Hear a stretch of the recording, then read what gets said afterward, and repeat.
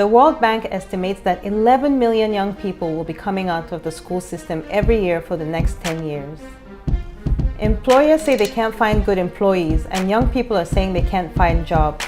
There's a gap somewhere in between, and so there's a lot of work to be done to fill that gap. Things like job shadows begin to close the gap.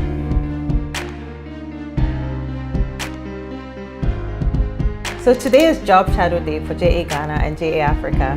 We're doing this to commemorate African Union Day, and the theme this year is harnessing the demographic dividend that young people possess. We thought we'd do this with the National Youth Authority and the African Internship Academy. So we're taking young people, students out of school today and into the workplace and giving them an exposure to the world of work. For most of them, it's their first exposure. We didn't have those opportunities where we get a chance to go to campus, go and see what they do. We've paired young people from schools around Accra with companies in the area who want to take them in and who are willing to offer their employees as a learning experience for these young people. It's very important that they have shadows who they can follow around and learn what the job is really about. So this is an opportunity for them to understand not just what it takes to be successful or to understand the world of work, but to really thrive in it.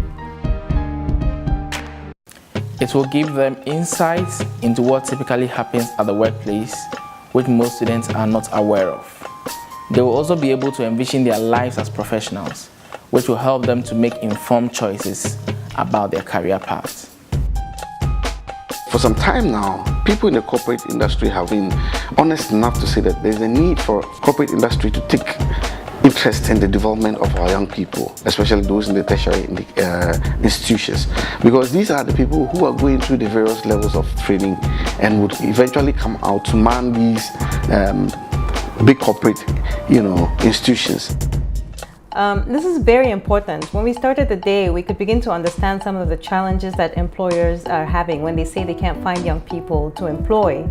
You see that in the body language of the children that were sitting there. Some were slouching, they weren't making eye contact. They didn't seem like they were really present. So those are some of the things that we need to work with. Technical skills are very important in the workplace. We have no doubt that they're learning these in the classrooms, but what they're not learning are soft skills to bring yourself into a situation, a social situation, a professional situation. So part of our job today is to break them of those habits and to start to teach them the things that matter. How you dress matters, whether you like it or not.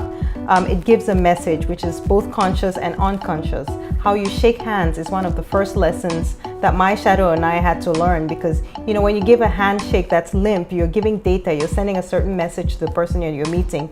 So all of these things are important. You have to have a firm handshake, look people in the eye, hold your head up. All very important things that nobody teaches you. You can see that during the course of the day, there's a transition that the students are making. Light bulbs are going on above their heads and they're starting to learn. I think that when we start these things from the target group we're looking at, it will get to a point where it will be very easy to put people on, some areas to perform. Individual beliefs in ideas were spreading, and as a company that we group people for the job field, we always believe that students should always give the needed skills and also give the needed exposure when it comes to corporate and also business affairs. In doing this program, our hope is that we begin to plant some seeds in their minds and that they begin to understand what it takes to succeed in the workplace, the behaviors that are important, that are necessary, the behaviors that will move them forward, and the things that will hold them back.